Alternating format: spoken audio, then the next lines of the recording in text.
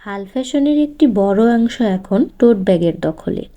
College varsity পড়ুয়া তরুণীদের বলেন অথবা চাকরিজীবী মেয়েদের, সকলের কাছে সমান জনপ্রিয় এই টোট ব্যাগ। এর মধ্যে আবার ফেব্রিক ক্যানভাস ব্যাগগুলোর রয়েছে আলাদা ফ্যান বেস। এক কালার সলিড ব্যাগগুলো ডিআইওয়াই এর জন্যও সেরা। পছন্দ মতো রং তুলি দিয়ে সাজিয়ে অথবা সুই সুতা দিয়ে বাঁধিয়ে যেমন খুশি তেমন পছন্দের বানিয়ে নেওয়া যায় এই ব্যাগগুলি। তো কেমন হয় যদি এই ব্যাগগুলিও বানানো শিখে যাই আমরা? হ্যাঁ ভিউয়ার্স, আজ আমি নিয়ে এসেছি টোট ব্যাগ টিউটোরিয়াল। ঘরে বসে হাতের কাছে থাকা কয়েকটি ম্যাটেরিয়াল দিয়েই কিভাবে সহজে টোট ব্যাগ বানিয়ে নেওয়া যায় তাই আমরা এই ভিডিওতে শিখব। তো চলুন শুরু করা যাক।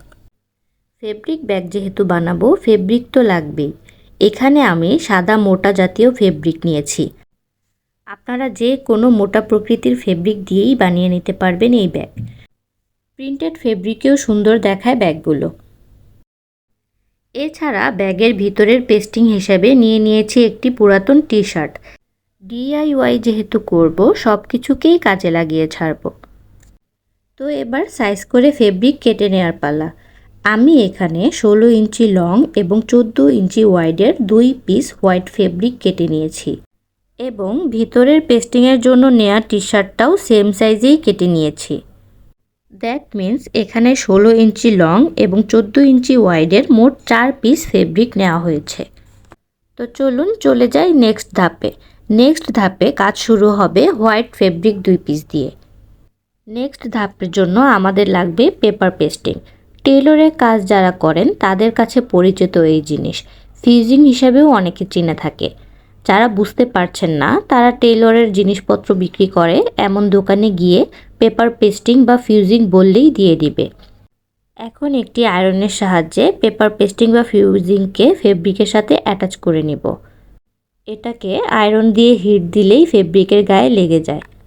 আয়রন দিয়ে অ্যাটাচের পর ফেব্রিকের সাইজ মতো পেপারকে কেটে নিলেই হয়ে যাবে। এবং সেমভাবে আমি অন্য হোয়াইট ফেব্রিকটিও পেস্টিং করে নিব।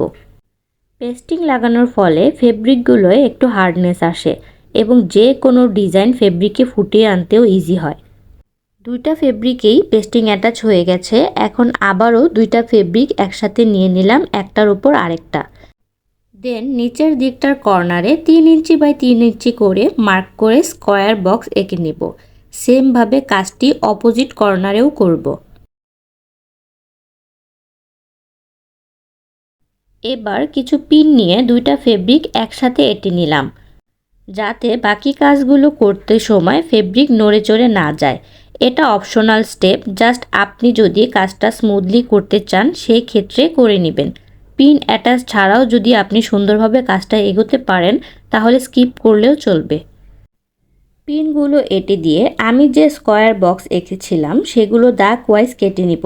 এটা আমাদের ব্যাগের নিচের অংশ হবে এবং সেম কাট আমাদের ভিতরের ফলস বা পেস্টিংয়ের ফেব্রিকেও দিতে হবে। এজন্য টি শার্ট ফেব্রিকের কাটিং দুইটা আমি হোয়াইট ফেব্রিকের নিচে নিয়ে সমান করে কেটে নিব এবং এই বক্স দুটা কেটে নিলেই প্রাইমারিভাবে আমাদের কাটাকুটির কাজ শেষ। এবার স্টিচিংয়ের পালা। প্রথমে হোয়াইট ফেব্রিক দুইটা স্টিচ করে নেব। হোয়াইট ফেব্রিক দুইটা একসাথে করে দুই পাশের দুই ধার এবং নিচের অংশে 1 সিএম সাইজ চওড়া সোজা সেলাই দিয়ে নিব। তারপর একইভাবে ফলসের ফেব্রিকের 3 ধারেও সেলাই দিয়ে নিব। তো চলে যাই সেলাই মেশিনের কাছে।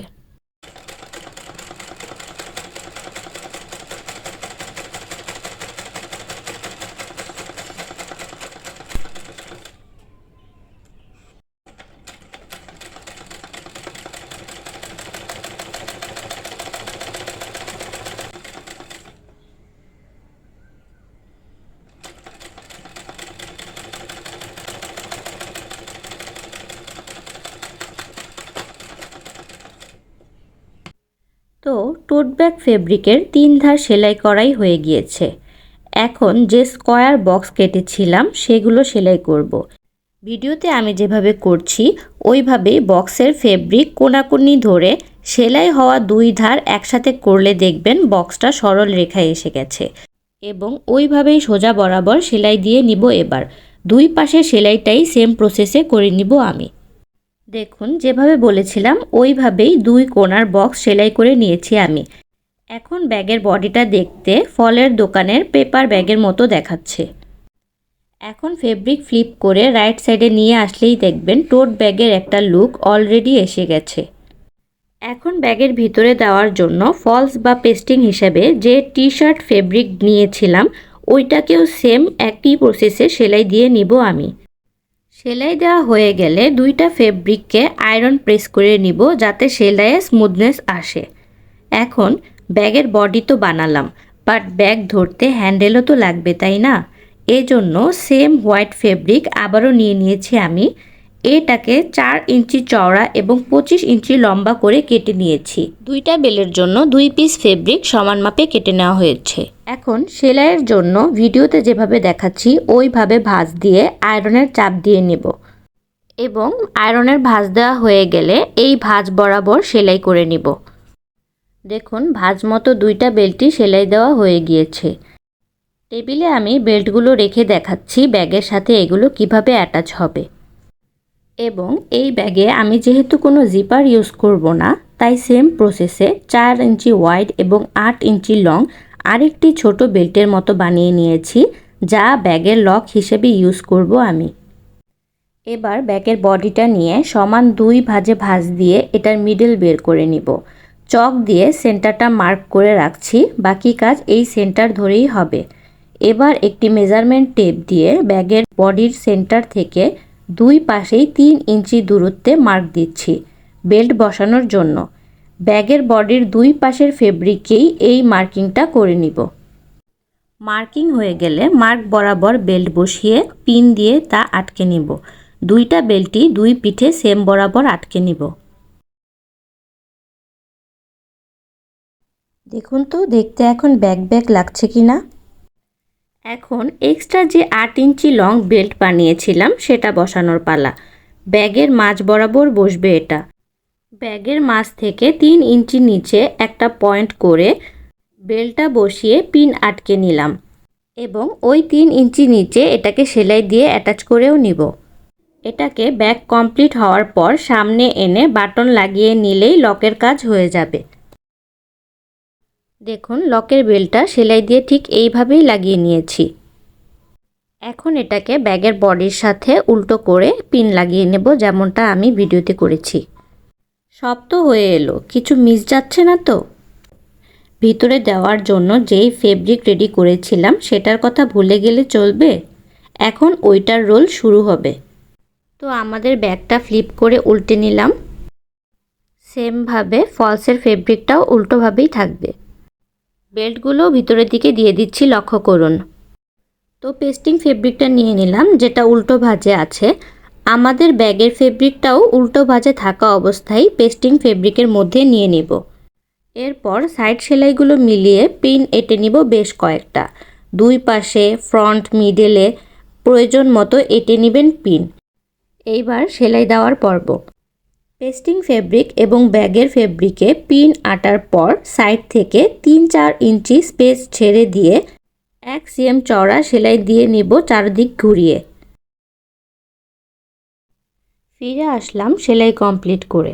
যেমনটা আমি বলেছিলাম সাইড থেকে 3-4 ইঞ্চি স্পেস ছেড়ে দিয়ে সেলাই দিতে হবে। দেখুন এখন এই স্পেস ছাড়ার কারণটা দেখাচ্ছি।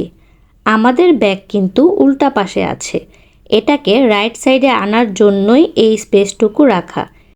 এই স্পেসটুকু দিয়েই ভিতর থেকে ব্যাগের রাইট সাইডটা বের করে আনছি। দেখুন দেখুন ছোট স্পেসটা দিয়ে কি সুন্দরভাবে আমাদের টোট ব্যাগের রাইট সাইডটা বের হয়ে আসলো। এখন লাস্ট একটা স্টিচ বাকি। ব্যাগটাকে রাইট সাইডে আনার পর ফলস ফেব্রিক এবং ব্যাগের ফেব্রিক দুইটা একসাথে করে লাস্ট একটা চাপ সেলাই দিলেই কমপ্লিট আমার ফেব্রিক টোট ব্যাগ। একই সাথে এই স্টিচটা দিলে পরে ফাঁকা রাখা স্পেসের সেলাইটাও হয়ে যাবে। তো ফাইনালি আমার টোট ব্যাগ রেডি। ভিতরে কতটা স্পেস রয়েছে লক্ষ্য করুন। এবার ইচ্ছা মতো এই প্লেন টোট ব্যাগে ডিজাইন তৈরি করে নেওয়া যাবে। আর হ্যাঁ, লকের জন্য ফ্রন্ট সাইডে এটার একটা বাটন লাগিয়ে নিলেই হয়ে যাবে। টোট ব্যাগের কমপ্লিট লুকটা আমি আপনাদের আবারও একটু দেখিয়ে দিচ্ছি। এবং আমি আমার টোট ব্যাগে হ্যান্ড স্টিচের মাধ্যমে এমব্রয়ডারি ডিজাইন করে নিয়েছিলাম। আপনারা চাইলে হ্যান্ড পেইন্ট করতে পারেন অথবা ব্লক দিয়েও ডিজাইন দিতে পারেন, স্টেনসিলও ইউজ করতে পারেন।